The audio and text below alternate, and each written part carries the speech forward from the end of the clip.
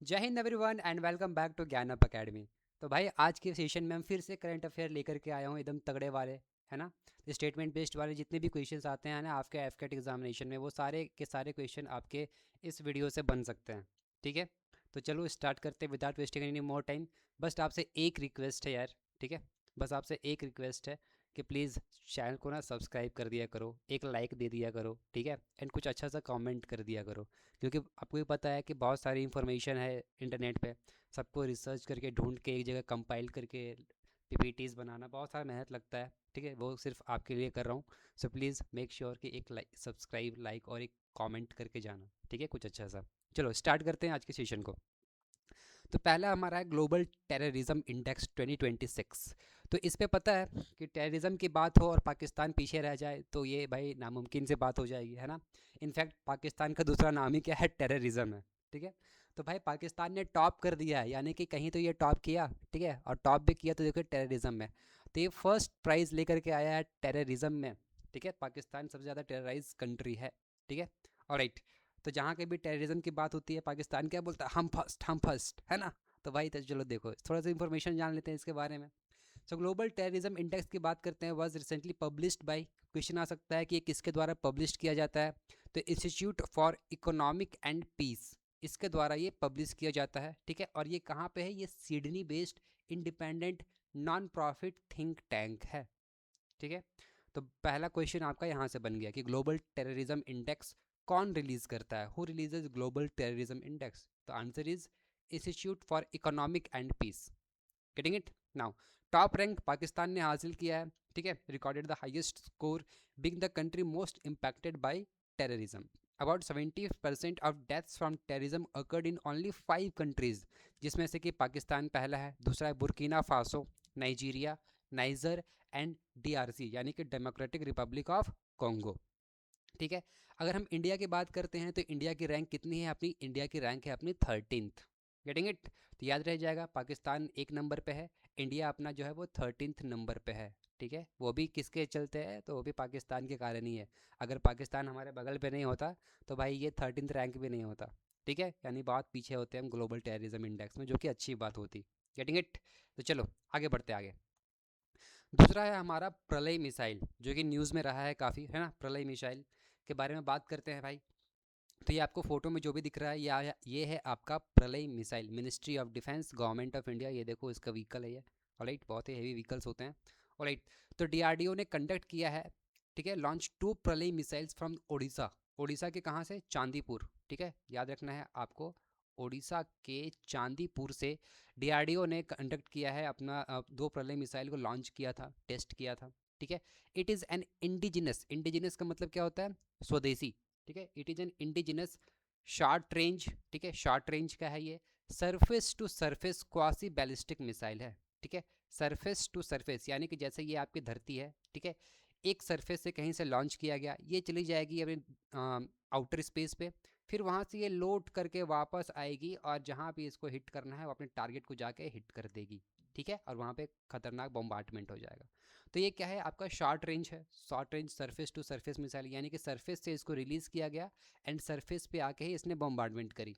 Getting it, design to carry various types of warheads and engage multiple targets profiles. ठीक है, यानी कि एक साथ ही मल्टीपल टारगेट्स, जैसे मान लो कि यहाँ से तुमने लॉन्च करा, तुम्हें यहाँ भी टारगेट करना है, यहाँ भी, यहाँ तो ये सारे जगह पे जाके एक साथ फटेगी। यहाँ पे जैसे ही थोड़ा सा ऊपर में ये डिसइंटीग्रेट हो जाएगी, एंड डिसइंटीग्रेट होने के बाद ये एक साथ जाके सभी टारगेट्स को हिट करेगी। It is developed by DRDO of course for the Indian arm forces. Okay, इसकी रेंज की बात करें तो ये 150 से लेके 500 किलोमीटर तक की रेंज ये कवर कर सकता है प्रलय मिसाइल। ठीक है, तो क्वेश्चन यहाँ से क्या बन सकता है कि प्रलय मिसाइल कैसा है, शॉर्ट रेंज है। प्रलय मिसाइल कैसा है, surface to surface quasi ballistic missile है, यानी कि शॉर्ट रेंज है इसलिए इसे क्वासी बैलिस्टिक मिसाइल बोल रहे हैं। अदरवाइज बैलिस्टिक मिसाइल बहुत के की रेंजेस जो होते हैं वो बहुत ज़्यादा होते हैं। ठीक है, इस किसके द्वारा बनाया गया है, आपको ऑप्शन में देगा, इसरो के द्वारा, डीआरडीओ के द्वारा, ठीक है, या फिर भारत हेवी इलेक्ट्रॉनिक्स लिमिटेड के द्वारा। ठीक है, तो ऐसे बहुत सारे ऑप्शंस दे सकते हैं आपको, तो याद रखना है डिफेंस से रिलेटेड जितनी भी डेवलपमेंट होती हैं अधिकतर में डीआरडीओ का ही नाम होता है। इसकी रेंज पूछी जा सकती है 150 से 500 किलोमीटर तक। आगे बढ़ते हैं। नेक्स्ट है अपना ध्रुव NG helicopter.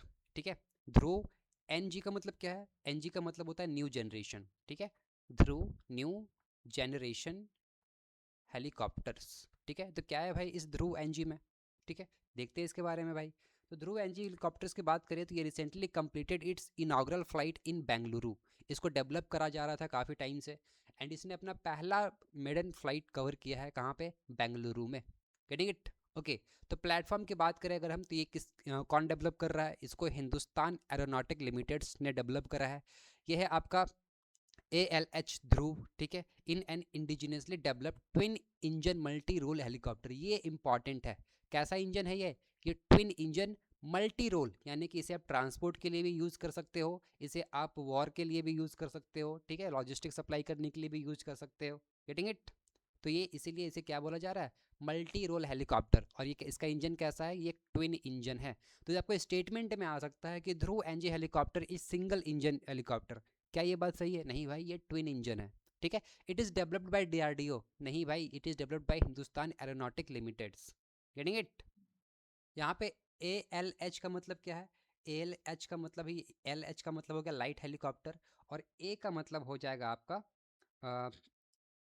Advanced. Getting it? तो ये आपका हो गया advanced light helicopter. ALH Dhruv is an indigenously developed twin engine multi role helicopter. Variant की बात करें इसके हम, तो ये न्यू जनरेशन, ये civilian version and modern avionic and systems. तो इसके दो वर्जन, सॉरी एक वर्जन है, सिविलियन वर्जन अभी ये डेवलप करा गया है, ठीक है ना। इसके रोल की बात करें अगर हम, तो design for transport, air ambulance, disaster relief, tourism and utility missions, ठीक है। तो मिशंस के लिए यूज़ किया जा सकता है ये। एयर एम्बुलेंस की तरह इसे यूज़ किया जा सकता है। डिजास्टर रिलीफ में आपको अगर सप्लाई पहुंचाना है, तो सप्लाई, जैसे अभी आसाम में बाढ़ आया हुआ है, अगर वहाँ पे आपको लो लेवल पे जाके आपको सप्लाईज़ को सप्लाई पहुंचाना है, लाइक लोगों की छतों तक पहुंचाना है, तो आप किससे जाओगे? हेलीकॉप्टर से जाओगे, आप एरोप्लेन से तो जाओगे नहीं, ठीक है। तो ये मल्टी रोल इसीलिए इसे कहा गया है, ठीक है। ये ट्रांसपोर्ट के लिए, टूरिज्म के लिए भी इसे यूज़ किया जा सकता है। लाइक आप देखोगे अगर केदारनाथ, वैष्णो देवी, ये सब जगह पे हेलीकॉप्टर्स चलते हैं, तो वहाँ पे भी इसे यूज़ किया जा सकता है, ठीक है। तो भाई ये इसकी खासियत है ध्रुव एनजी हेलीकॉप्टर्स की, ठीक है। चलो आगे बढ़ते हैं। नेक्स्ट है आपका सूर्यास्त्र। सूर्यास्त्र का मतलब क्या है? पाकिस्तान का अंत कर देना, ठीक है। इसीलिए भाई, इसीलिए लिटरली बोल रहा हूँ, सूर्यास्त का मतलब पाकिस्तान का अंत कर देना। क्योंकि सूर्यास्त का मतलब होता है जैसे ही सूरज डाउन हो गया है ना, यानी कि सूरज डूबने वाला है भाई। तो भाई सूर्यास्त्र जो है वो हमने कहाँ से एक्वायर करा है? बेसिकली हमने इजराइल से एक कोऑर्डिनेट करके ये हमने डेवलप करा है, ठीक है। इसके बारे में थोड़ी जानकारी जानते हैं कि Indian army has signed a 293 crore contract. कितने का? 293 crore contract with private defence manufacturer NIBE limited in collaboration with Israel for the supply of advanced long range rocket launcher system Suryastra. तो सूर्यास्त्र के बारे में पूछ लिया कि what is Suryastra, is in news, Suryastra was in news, what is this? तो it is advanced long range rocket launcher system, ठीक है। ये क्या है आपका? रॉकेट लॉन्चर सिस्टम है। यहाँ से आपको रॉकेट लॉन्च किए जाएंगे। ये तो आपको ड्रोन दिख रहा है अभी, लेकिन यहाँ से रॉकेट्स लॉन्च किए जाते हैं, ठीक है। Okay. It is it is India's first made in India universal multi calibre rocket launcher, यानी कि एक साथ आप बहुत सारे रॉकेट्स को लॉन्च कर सकते हो। Capable of executing precision surface to surface strikes at range extending up to 300 kilometres, ठीक है। यानी कि अगर इसे कहीं से रिलीज़ करा गया, ठीक है, जैसे यहाँ से एक रॉकेट लॉन्च रिलीज किया, तो ये अप टू 300 किलोमीटर्स जाके ये किसी टारगेट को हिट कर सकता है, ठीक है। तो ये है इसकी खासियत। और प्रिसीजन के साथ हिट कर सकता है, यानी कि एकदम पिन पॉइंट एक्यूरेसी के साथ ना। कैपेबिलिटी की बात करें अगर हम, can engage multiple target simultaneously at varying ranges. बहुत सारे टारगेट्स को एक साथ इंगेज कर सकता है, ठीक है। Can integrate multiple rocket types, ठीक है, बहुत सारे टाइप्स को ये यहाँ बहुत सारे टाइप्स के रॉकेट को यहाँ इससे लॉन्च करा जा सकता है। Accuracy of less than 5 metres, 5 metre से भी कम की एक्यूरेसी है इसकी। दैट मीन्स अगर तुमने यहाँ पे किसी को टारगेट करा है, दैट मीन्स इसके 5 मीटर के आसपास जाकर के ये रॉकेट गिरेगा, इससे बाहर ये नहीं जाएगा, ठीक है। यानी कि आपको, आपने जो टारगेट चूज़ करा है, उस टारगेट को जाके डैमेज जरूर देगा, ठीक है। Can fire lighting munitions up to 100 kilometre, ठीक है। Getting it? ओके गाइस, आगे बढ़ते हैं। नेक्स्ट है आपका MP ATGM, ठीक है। MPATGM, पहले तो इसकी फुल फॉर्म ही पूछ लेगा एग्जामिनेशन में। तो आपको यहाँ से देखने को मिल रहा होगा, ठीक है, इस पिक्चर में कि ये एक आदमी है, इसके कंधे पे एक रॉकेट लॉन्चर रखा हुआ है, ठीक है, और यहाँ से ये कुछ फायर कर रहा है। तो भाई MPATGM का फुल फॉर्म ही तुमसे पहले पूछ लेगा, ठीक है। तो इसका मतलब क्या है, man portable anti tank guided missile, ठीक है। क्या है इसका मतलब, man portable anti tank guided missile against a moving target. Basically ये किसी मूविंग टारगेट के लिए यूज़ किया जाएगा। तो इसको किसने बनाया है, DRDO ने बनाया है। फ्लाइट टेस्टेड इंडिजिनली, ठीक है, अभी मैंने बताया स्वदेशी है ये। Developed third generation man portable anti tank guided missile against a moving target. It is a shoulder launched, यानी कि इसको कंधे पर रख के लॉन्च किया जाता है, जैसा मैंने अभी फोटो में दिखाया। देखो ये कंधे में रखा हुआ है एंड इसको लॉन्च करा जा रहा है ना। तो कंधे में रख के इसे लॉन्च किया जाता है। पोर्टेबल है, यानी कि इसको आप कहीं भी जाके लॉन्च कर सकते हो, कहीं भी उठा के ले जाओ, वहाँ से इसको लॉन्च कर दो। Missile system specifically design to counter enemy tanks and armoured vehicles. जो आपकी आपकी एनिमी की टैंक्स आ रही है, जैसे यहाँ पे ये आपका वॉर हो रहा है, ठीक है, एंड यहाँ से एनिमी के टैंक आ रहे हैं, ठीक है। ये मान लो एनिमी का टैंक है, ठीक है, एनिमी का टैंक आ रहा है यहाँ से, एंड आप कहीं पे यहाँ पे बैठे हुए हो, ठीक है, आराम से कंधे पे लगाओ भाई MPATGM और इसकी तरफ फायर कर दो। तो ये एंटी टैंक गाइडेड मिसाइल है, ठीक है, यानी कि टैंक के खिलाफ ये वर्क करेगा, बहुत ही अच्छे से वर्क करेगा, ठीक है। तो it consist of state of art indigenous technologies like imaging, infrared, homies Sikar, all electrical control acquisition system, fire control system, ठीक है। यानी कि बेसिकली जब इसका लॉन्च किया जाता है तो ये इसके इंफ्रारेड, इससे निकलने वाले एनर्जी को ये ट्रेस करेगा एंड वहाँ पे जाके ये इसको हिट करेगा, ठीक है। तो इसका मतलब ये हो गया। आगे बढ़ते हैं, हमारे पास है long range anti ship hypersonic missile, ठीक है। Long range anti ship hypersonic missile की अगर हम बात करते हैं तो भाई DRDO ने ही इसे बनाया है, ठीक है। Displayed the long range anti ship hypersonic missile LRASHM। आपको ये फुल शॉर्ट फॉर्म दे देगा एंड आपसे ये फुल फॉर्म पूछा जा सकता है कि long range anti ship hypersonic missile किसने डेवलप करा है, तो भाई DRDO ने डेवलप करा है, ठीक है। इसका फुल फॉर्म पूछ लेगा आपके। During the 77th Republic day parade, तो जनवरी में आपको पता है 26 ऑफ जनवरी को, ठीक है, रिपब्लिक डे परेड में DRDO ने इसे शोकेस किया था, ठीक है, जो कि अपना 77th रिपब्लिक डे था। आपको बताना है कि कौन हमारे चीफ गेस्ट थे रिपब्लिक, यानी कि 77th रिपब्लिक डे पे हमारे चीफ गेस्ट कौन थे, ये आपको कमेंट डाउन करना है, ठीक है। It is India's first long range hypersonic light missile design to meet the coastal battery requirement of the Indian navy, ठीक है। तो ये किसके लिए है, इंडियन नेवी के लिए डेवलप करा गया है। रेंज ऑफ अप्रॉक्सीमेटली 1500 किलोमीटर की रेंज है इसकी। Can engage static and moving target, यानी कि एक स्टैटिक टारगेट को, यानी किसी खड़े टारगेट को भी जाके हिट कर सकता है एंड किसी मूविंग टारगेट को भी जाके ये हिट कर सकता है, ठीक है। Now first two it's kind with indigenous avionic system and high accuracy sensors इसमें लगे हुए हैं भाई, ठीक है। उसके बाद स्पीड की अगर मैं बात करूँ तो ये क्वासी बैलिस्टिक ट्रोजेक्टरी है, achieving peak speed of 10 mach and maintaining an average of 5 mach while skipping manoeuvres. अब देखो मैक्स क्या होता है, तो भाई अगर तुम्हारी स्पीड ऑफ साउंड, ठीक है, क्या होता है जनरली 343 मीटर्स पर सेकेंड होता है, ठीक है, मीटर्स पर 343 मीटर पर सेकेंड होता है आपके साउंड का स्पीड। अगर आपका स्पीड जो भी आप मिसाइल या फिर रॉकेट्स आपके लॉन्च कर रहे हो, अब वो स्पीड ऑफ साउंड से कितने टाइम्स ज़्यादा है, उसी को हम क्या बोलते हैं, मैक नंबर बोलते हैं, ठीक है। तो ये स्पीड ऑफ साउंड से 10 टाइम्स ज़्यादा है, ठीक है, यानी कि एक सेकेंड में ये 343 इंटू 10 इतनी की स्पीड से ये चल सकता है, ठीक है, और मिनिमम 5 मैक तक ये चल सकता है। तो ये इसकी क्या है, स्पीड है। प्रोपल्सन की बात करें अगर हम, powered by 2 stage solid propulsion system, हाँ ये स्टेटमेंट में आ सकता है, ठीक है, कि ये 2 स्टेज है एंड इसका सॉलिड प्रोपल्सन सिस्टम है। आपको एग्जामिनेशन में क्या करेगा, यहाँ पे लिक्विड दे देगा और यहाँ पे सिंगल स्टेज दे देगा, तो वो गलत है। तो आपको याद रखना है कि जब भी आपको long range anti ship hypersonic missile की बात करी जाए, ठीक है, तो यहाँ पे आपको ध्यान देना है कि ये 2 स्टेज सॉलिड प्रोपल्सन सिस्टम है, performs an unpowered glide with required manoeuvre after the second stage burn out, ठीक है।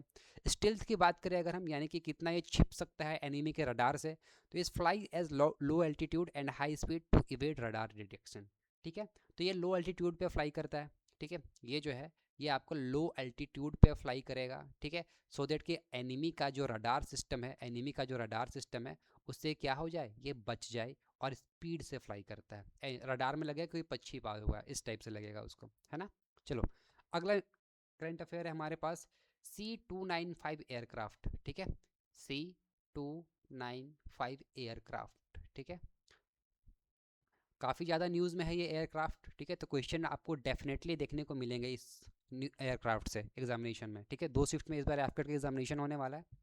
तो भाई C295 एयरक्राफ्ट की बात करें अगर हम, तो India's first made in India C295 aircraft will be rolled out before September 2026, ठीक है। ये ऑलमोस्ट ये रेडी हो चुका है, बस इसकी लॉन्चिंग होनी है जो कि सितंबर 2026 से पहले पहले हो जाएगी।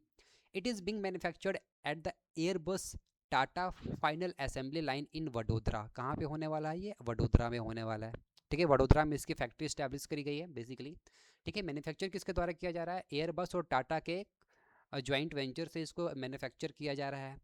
It is a medium range, ठीक है। कैसा है ये? Medium range twin engine turboprop tactical transport aircraft. कैसा है ये? ट्रांसपोर्ट एयरक्राफ्ट है, ठीक है। और ये मीडियम रेंज है, ट्विन इंजन है इस पर लगे हुए हैं। It is an efficient tactical transport aircraft having a flight endurance of up to 11 hours, यानी कि 11 घंटे तक ये लगातार ये फ्लाई कर सकता है। Getting it? यानी कि 11 आवर्स तक लगातार ये एयरक्राफ्ट जो है वो फ्लाई कर सकता है। दूसरे की फीचर की बात करें तो short take off and landing. इसकी खास बात क्या है?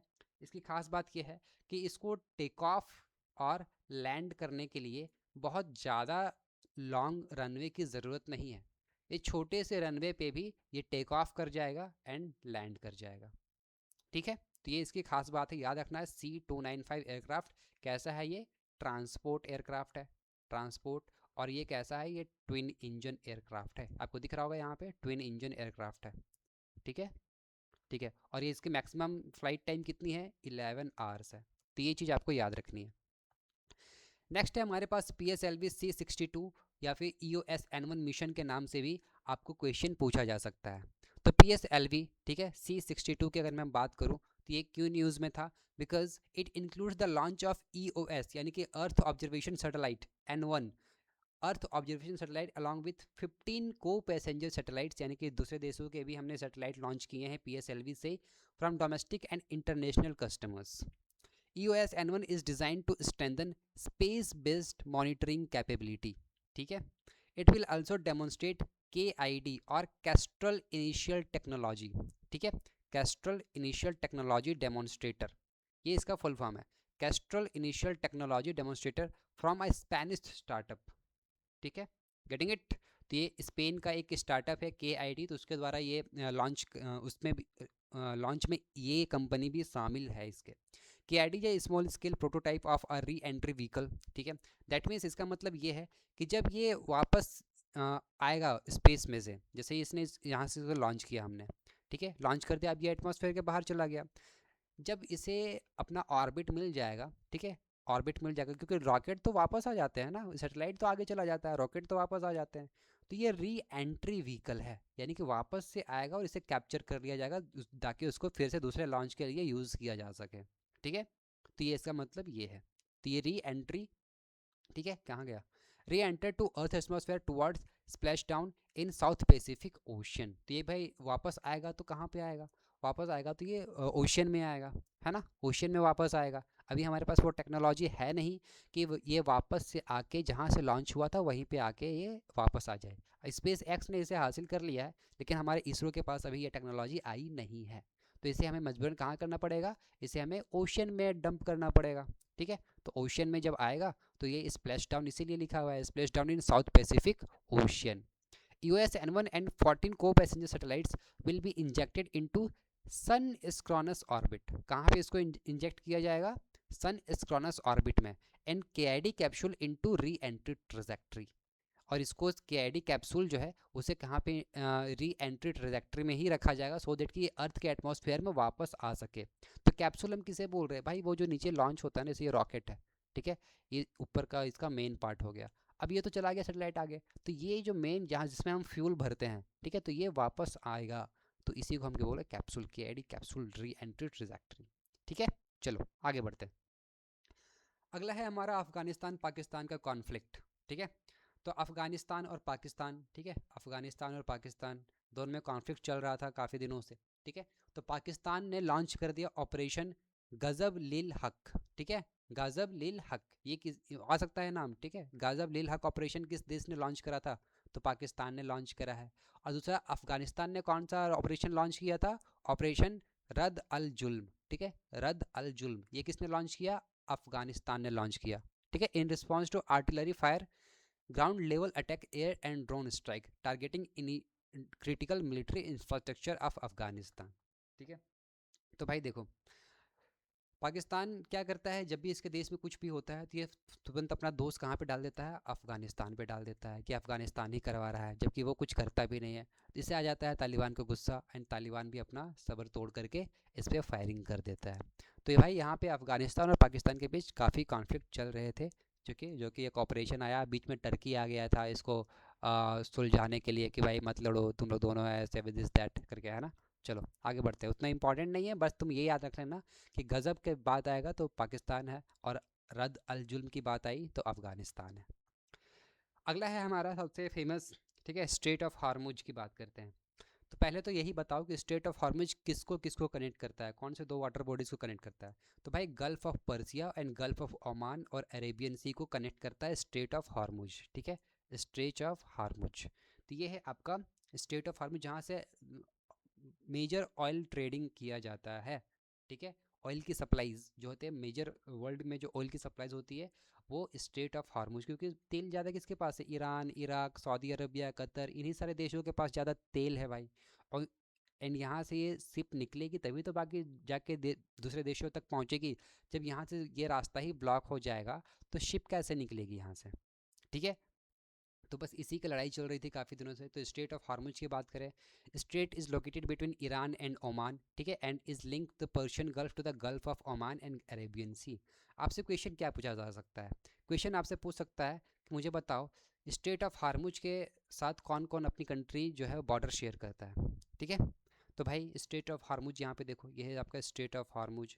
तो आपको यहाँ पे ओमान देखने को मिलेगा, यहाँ पे यूएई, यहाँ पे कतर, यहाँ पे ईरान। या फिर आ सकता है पर्शियन गल्फ़ के साथ कौन सी कंट्रीज़ अपनी बॉर्डर शेयर करती है?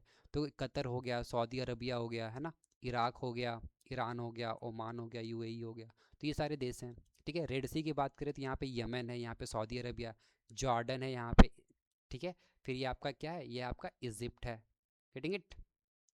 तो बहुत सारी कंट्रीज़ हैं, ठीक है। आपको याद रखना है कि रेड सी के साथ कौन शेयर कर रहा है, कैस्पियन सी के साथ कौन शेयर कर रहा है, ठीक है, कैस्पियन सी, ठीक है, क्योंकि कैस्पियन सी पे भी इसराइल ने अटैक करा था, ठीक है, क्योंकि ईरान और रशिया दोनों यहाँ से ट्रेड कर रहे थे, ठीक है। यहाँ पे आपको दिख, ये जो दिख रहा है ना आपको, ये है कैस्पियन सी, एंड ये है आपका रशिया, इधर वाला पार्ट आपको रशिया दिख रहा होगा।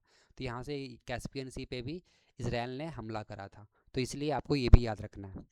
नेक्स्ट है आपका ALH-MK3, ठीक है, यानी कि advance light helicopter, helicopter MK3 की अगर हम बात करें, कितना अच्छा हेलीकॉप्टर है ना, देखने से कितना अच्छा लग रहा है। तो भाई इसके बारे में पढ़ते हैं। तो ministry of defence sign contract to acquisition of 6 ALH-MK3 maritime role for Indian coast guard, ठीक है, and vertical launch Shtil missile for Indian navy, ठीक है, SHTIL मिसाइल, ठीक है, SHTIL मिसाइल। तो भाई स्टिल मिसाइल इसे हम बोल सकते हैं। ये कैसा है आपके लिए? ये जो हेलीकॉप्टर है, ये जो हेलीकॉप्टर ये कैसा है आपके लिए? ये है आपके लिए ट्विन इंजन हेलीकॉप्टर है, with state of art features, यानी कि बहुत ही यूनिक फीचर्स के साथ है ये, superior to the currently operated airborne platforms, ठीक है, capable of undertaking a wide spectrum of maritime security mission for shore based airfields as well as from ship to sea, ठीक है भाई। Signed with Hindustan Aeronautic Limited Bengaluru under by design developed and category, by category में इसको रखा गया है, यानी कि बस इसे खरीद ही लेना है, ठीक है, Indian indigenously design developed and manufactured category, ठीक है। तो ये नहीं भी याद रखोगे चलेगा, बट ये याद रखना कि ये किसके द्वारा बनाया जा रहा है? हिंदुस्तान एरोनॉटिक लिमिटेड के द्वारा बनाया जा रहा है, ठीक है। ALH-MK3 किसके लिए हमने परचेज़ कर रहे हैं? इंडियन नेवी के लिए परचेज़ कर रहे हैं। इसका मेन रोल क्या रहेगा? कोस्टल सिक्योरिटी को देखना रहेगा। कैसे इंजन है इसके पास? ट्विन इंजन हेलीकॉप्टर है ये, ठीक है। तो ये आपको ध्यान रखना है। अगर हम बात करें स्टिल मिसाइल की, ठीक है, स्टिल मिसाइल की, तो ये कैसा है? सरफेस टू एयर मिसाइल है, यानी कि सरफेस से लॉन्च होगा और एयर में जाके यह बॉम्बार्डमेंट करेगा। Providing rapid reaction, all weather engagement capability and improved survivability in contested maritime environments. Contract signed with JSC Rosoboron export Russia Federation. तो बेसिकली ये एक रशियन कंपनी है JSC रोसोबॉर्न एक्सपोर्ट, उसके साथ स्टिल मिसाइल का contract चल रहा है। ठीक है, तो बेसिकली ये मिसाइल कहाँ की है? ये मिसाइल आपकी रशिया की है। ठीक है, चलो आगे बढ़ते हैं। नेक्स्ट है आपका मिनटमैन 3। ठीक है, मिनटमैन 3 ये मिसाइल आपको दिख रहा होगा, ये US एयरफोर्स। ठीक है, तो बेसिकली ये मिसाइल कहाँ की है? ये बेसिकली मिसाइल USA की है। तो USA में अगर हम देखें, the United state conducted a test launch of Minuteman 3। It is an intercontinental ballistic missile, यानी कि एक कॉन्टिनेंट से दूसरे कॉन्टिनेंट तक हम इसे वॉर, जब भी कभी वॉर हो ऐसा, तो एक कॉन्टिनेंट से दूसरे कॉन्टिनेंट तक इसे हम यूज़ कर सकते हैं। Part of US nuclear tried. ठीक है, okay, it is nuclear missile land based weapon under the control of US air force global strike command. ठीक है, तो बेसिकली कैसा है? ये न्यूक्लियर मिसाइल लैंड बेस्ड है। ठीक है, it has 3 solid propellant rockets. ठीक है, 3 solid propellant rockets motor with speed of approximately 23 mach at burnout. तो मैंने बताया स्पीड ऑफ साउंड के 23 टाइम्स ज़्यादा ये इसकी स्पीड रह सकती है। इसकी रेंज की बात करें तो 6000 प्लस माइल्स। ठीक है, और 5218 नॉटिकल माइल्स, यानी कि इसकी रेंज 6000 से ज़्यादा माइल्स की हो सकती है इसकी रेंज। ठीक है, नॉटिकल माइल हम बेसिकली ओशियंस में यूज़ करते हैं। ठीक है, आगे बढ़ते हैं। हमारे पास है क्या? Military exercise. तो मिलिट्री एक्सरसाइज की बात करें तो एक्सरसाइज लैमित्य। लैमित्य की बात करें तो ये क्या? बाई एनियल ज्वाइंट मिलिट्री, यानी 2 साल में एक बार होता है भाई। किसके साथ हो रहा है? इंडिया और सिशेल्स के साथ होता है। ठीक है, इंडिया और सिशेल्स के साथ। 2026 में क्या हुआ है कि फर्स्ट टाइम जो है वो ट्राई सर्विस यहाँ पे पार्टिसिपेट किया, यानी कि आर्मी, नेवी, एयरफोर्स तीनों के तीनों फोर्सेस ने पार्टिसिपेट किया है इस वाले एडिशन में, 2026 वाले एडिशन में। ठीक है, और दूसरा एक्सरसाइज की अगर बात करें तो एक्सरसाइज सी ड्रैगन है यहाँ पे, एक्सरसाइज सी ड्रैगन। ठीक है, ये basically annual US navy led का US नेवी के द्वारा ये कंडक्ट करवाया जाता है, एक्सरसाइज सी ड्रैगन। ठीक है, तो ये बस आपको याद रखना है। ठीक है, आगे बढ़ते हैं। आगे हमारे पास ये है ठीक है, कि अगर आप एफकेट दे रहे हो तो भाई टेस्ट सीरीज जरूर दो। ठीक है, टेस्ट सीरीज देने के लिए आप ये जो QR दिख रहा है यहाँ पे, इस QR को आप स्कैन कर सकते हो, सीधे आप टेस्ट सीरीज पे लैंड करोगे। ठीक है, आपको कहीं इधर उधर जाने की जरूरत नहीं है, सीधे आप टेस्ट सीरीज पे लैंड करोगे। तो ये QR जाओ, यहाँ पे टेस्ट सीरीज दो, आराम से मज़े करो। एंड दूसरी बात ये है कि अगर आप एफकेट 0127 के लिए आप प्रिपेयर करना चाहते हो तो भाई 15 अगस्त से बैच स्टार्ट करने वाला हूँ मैं। ठीक है, बेसिकली मैं ही स्टार्ट करूँगा, सारी सब्जेक्ट मैं पढ़ाने वाला हूँ वहाँ पे, क्योंकि मैंने खुद एफकेट को 5+ टाइम्स मैंने क्वालिफाई किया हुआ है। ठीक है, तो मुझे पता है कि कैसे क्या क्वेश्चंस आते हैं। तो ये अल्फ़ा बैच स्टार्ट कर रहा हूँ मैं। ठीक है, बहुत ही कम सीट रखूँगा मैं इस पर।